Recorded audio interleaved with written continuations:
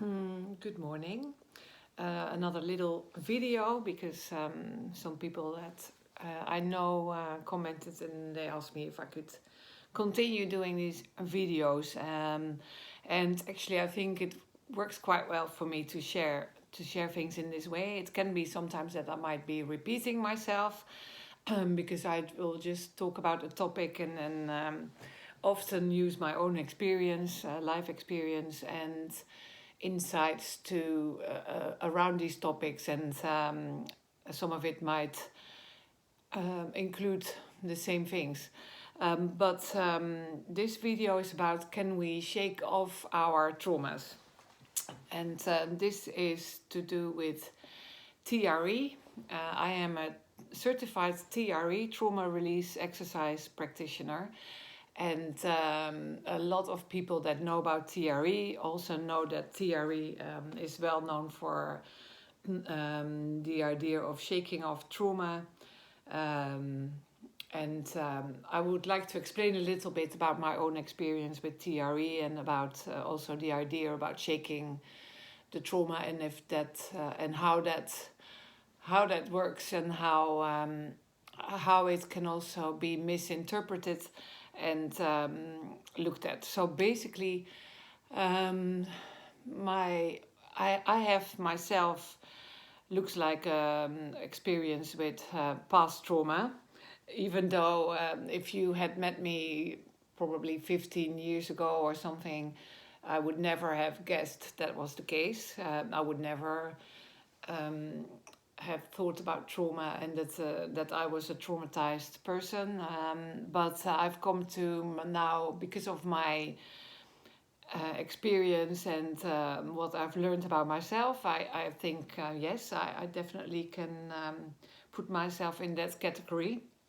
And just to explain a little bit more about this, when I used to be very anxious as a child, but also enthusiastic. If I went to into a playground, I would just run around from one thing to the next, and I wouldn't know which one to choose. And then by the end, maybe I didn't even try any of the the things in the playground, but I still had a good time. um, but yeah, so quite restless, excited, but sometimes anxious. And I've also come to understand that excitement and anxiety feel very similar in the body, but that's another story. So restless and quite anxious as a child. Not necessarily very afraid, but I would be afraid something would happen to my parents. If I had the first time when I had to go to school, I was always for most of my childhood, I was afraid that when I would come back home, that one of my parents would have died. And I would wave, I would leave the house, be at the window, they would be waving at me, and I would keep running back, waving. And my parents thought it was quite funny, but I felt, for me, they didn't know what was going on in that little head of mine, where I was constantly thinking, oh, this might have been the last time I saw them. And then it never happened. They were always there when I came home, and it was actually a very safe and protective environment that I grew up in. But I have come to understand that later on in life, that I came from a time when I was born, my parents had a night nurse. So my mom wouldn't be there when I would cry in the night. I was the first child. She found it also difficult. She didn't really know how to what to do with me. This also had to do because she didn't really have a mother. My mother's own mother passed away when my mother was 4. And then my grandfather remarried. She has another mother, but died when she was 17. Then her father died when she was 21. But yeah, and I think that explains also the anxiety of me being afraid of losing my parents. Because now I know that these traumas are passed on from our parents onto us. And if my mother didn't have, never had really a mother, she's not been really able to be a mother herself, although she has done a very good job, um, with all the tools that she did have. And it was not that she didn't love me, but it was just very difficult for her. And yeah, how so I found out at school I was, I think also I have ADHD kind of, or not, maybe it's never diagnosed, but and maybe not ADHD or maybe AD, but on that spectrum a little bit. I never paid any attention at school. I found it very, very difficult to make homework. I didn't actually make any homework. I was just in my bedroom, singing or reading books or drawing or doing things that I liked. But the last thing I did was any homework. Then I did have an experience at an early age with yoga, because someone came at my school and the woman said, we're going to do yoga. I never heard about it before, and she said we can breathe in through the feet, out through the head. And I was doing that, and I felt that very calming and a very profound experience. So I always remembered, okay, this yoga, this is something I like. Now, in my teenage years, I was introduced to spirituality through the Catholic Church. And my aunt, my mom's twin sister, she did have some experiences, difficult experiences in her life, and found a lot of uh, um, support through prayer and through contemplative prayer in groups. So I was lucky to be introduced to this as well. It has been a very valuable life experience. So we would go there for, and it was especially also for teenagers. Sometimes I would go for a weekend and we would sit in a group in stillness and open ourselves like to the Holy Spirit, and a message would come through which we could then share, and it was also for the benefit of all of the group. And this was a very good something for me during my teenage years. And but I also then in my own prayers kind of figured out this cannot just be for Catholics, and I knew that this was something universal, and didn't have anything to do with the church. So yeah, I very quickly then looked into philosophies and all sorts of things. I kept having the anxiety, but so all of this yoga and all of the, well, yoga at the time I didn't have a regular practice, but the spirituality and the prayer and so on helped me. And now I can see as well that on its own it might have been maybe a little bit of an escape, and maybe it was, but also at the same time it's given me a lot, I think, because the church, with all the rules, and you can get very confused if you are if you find spirituality through an institution like the church, and then you go around and you looking for other people who, because I also had some very mystical experiences through that prayer and through these things, so that became like a reality to me, not a world to escape in, but it was definitely something that was felt very real and very important to me, because I would get also guidance, um, uh, and was able to make better decisions for myself. And yeah, so that was that. But then how that I will now continue a little bit, because I can see I'm already talking for almost 10 minutes and I haven't talked about the shaking yet. But after you know many years, I had different jobs. I will talk about these experiences maybe in other videos. But I'm in the end I was also I came in. I've had a very long-term practice of yoga since my early 20s. I became a yoga teacher alongside other jobs, and eventually made complete switch and have been started to do the yoga full-time, and also trained as a yoga therapist with something called the Minded Institute. They are the first yoga therapy institute in the UK that was very focused on neuroscience, yoga therapy, and mindfulness practices, and also learned, taught us uh, skills to become a therapist. So there was a little bit of psychotherapy in that training as well. And they were very at the foreground of everything with the brain and the body.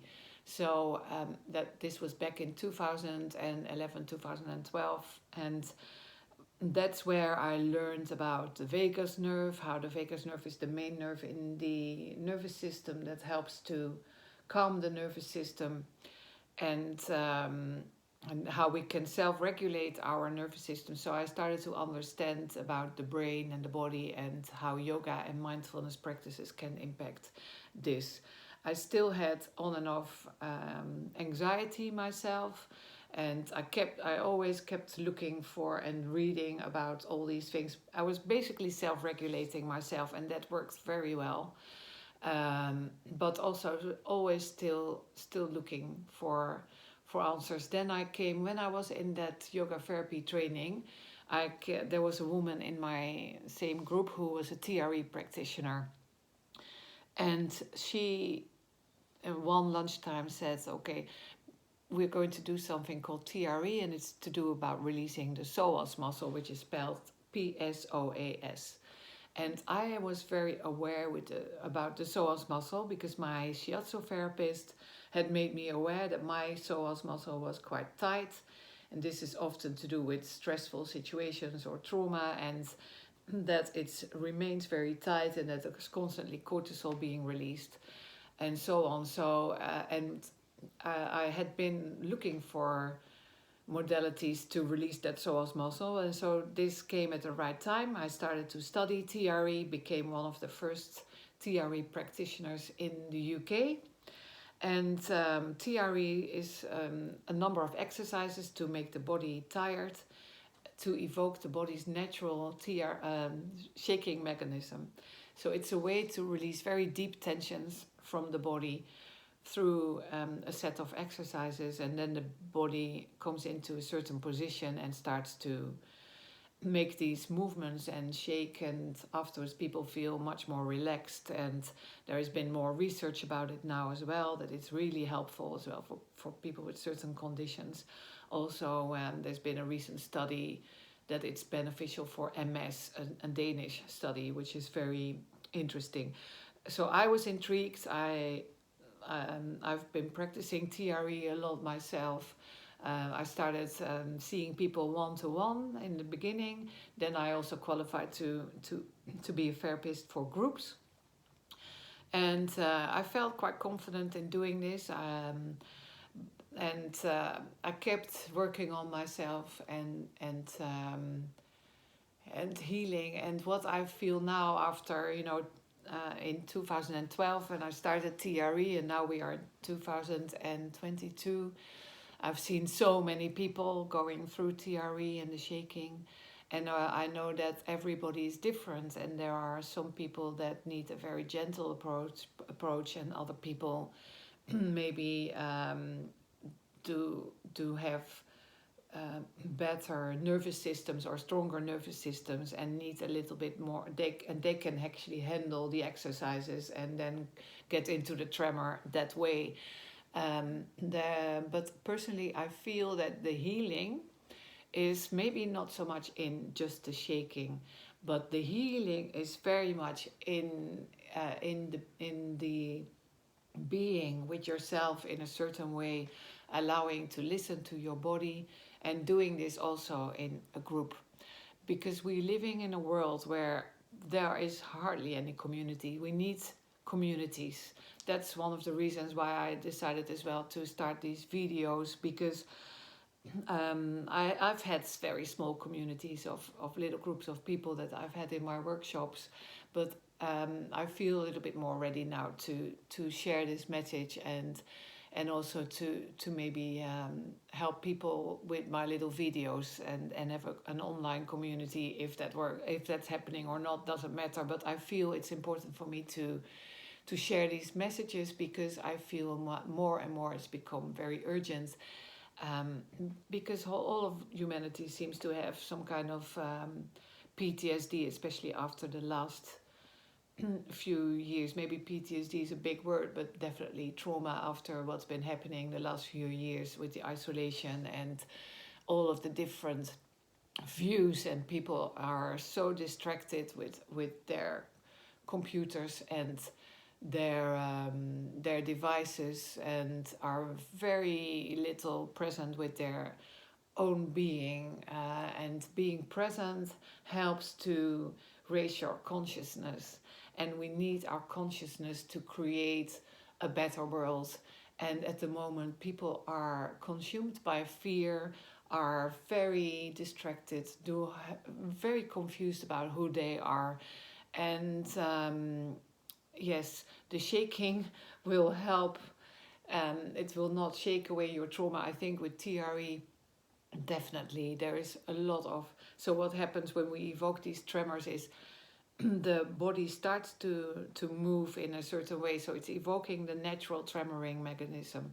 First, often it starts in the legs, and then the body knows. Your body has a memory, and the movement starts to release very deep tensions from the whole body. And then when we start to feel more relaxed, it's easier for ourselves to heal and to grow, and for this consciousness to be repaired, and also to repair ourselves. Like in our lives, how I feel it is that we lose small parts of ourselves. In shamanism they call it soul retrieval. We can bring all these lost parts back, and we can become whole again. And I think in the TRE, it's I love working with groups. I do a lot of one-on-one sessions with people, and I think in the connection of me and them, when you are with two people together, and something happens, you can again teach people who they are. Anyone can do this. When you are together and there's a connection, it helps people to remember who they are, and then when they remember again who they are, they can start to heal. And the beautiful thing is with TRE in a bigger group is also the sharing, and that connection with each other that we so need as humanity. So yes, this is what I wanted to share about TRE. It's a very deep practice. I will. It's my intention to do more videos on it. Don't think it's just like you shake away your trauma. It's not like that. It's a journey. Everybody is different. Some people in my groups, I always say beforehand, if I give people a set of exercises, all the exercises to go through. But if I know that there's someone in the group that is very sensitive, they might not need so many of these exercises, because their nervous systems are different. So they would want to go very gently. Yesterday I had a very good experience with someone one-on-one who has multiple sclerosis and has a very little strength in her legs, and is not able to do the exercises, for example. So she contacted me before, because she had listened to a video with the positive results about MS and TRE, and she asked me if she said, I would love to try it, but I don't know, I can't do these exercises. So I went to see her. And I did say to her, we don't need to do these exercises at all. We will see what happens. So she was going into the position. I was with her for just a few minutes, and it started. And I'm finding that more and more. In the beginning I had problems. People wouldn't shake in my class. I even was hardly able to get the qualification because people in my class were not shaking, and now sometimes it just happens without the exercises. So I don't know. It's things happen when the time is right, and for me at that time, I had a lot to learn. There was a lot of trauma to heal in myself. I'm still healing from my trauma, but I do feel strong enough and ready enough to deal with taking on, sharing these messages and giving people advice, because the more you remember who you are, the easier it will get, even when you're a little bit distracted, and sometimes still something can happen that it takes some time, and you get, when you're not present, you're dissociated, and you might not react in the perfect way, and there is no good or right. But I, if you could tell the difference in me now from when I was younger, I feel very grateful and very rich person for all these practices. I'm very happy to share with you as well. I think TRE is fantastic. I very much am very grateful for David Bercelli, the founder of TRE, and that I've found TRE and that I've grown more into it.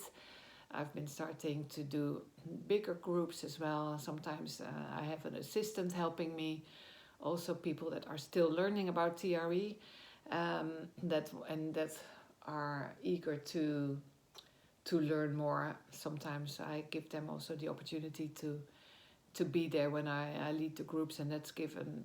Then I can give people support as well, which I love doing now. So I've grown more into my full self over the years, and I know that there, for everybody with trauma, there is a lot that we can do to heal, and never give up hope. And it's like this: you will have more difficult days and good days, but you want to keep working on yourself, never give up. Everybody deserves to shine and be who they are. And in this world, it's really important that we will not forget who we are, because that is at the moment, I think, at play. The price almost that we have to pay is our humanity. We do not want to lose that. We do not want to lose this preciousness that is humanity. So hopefully this message was helpful, and I will share more. Thank you.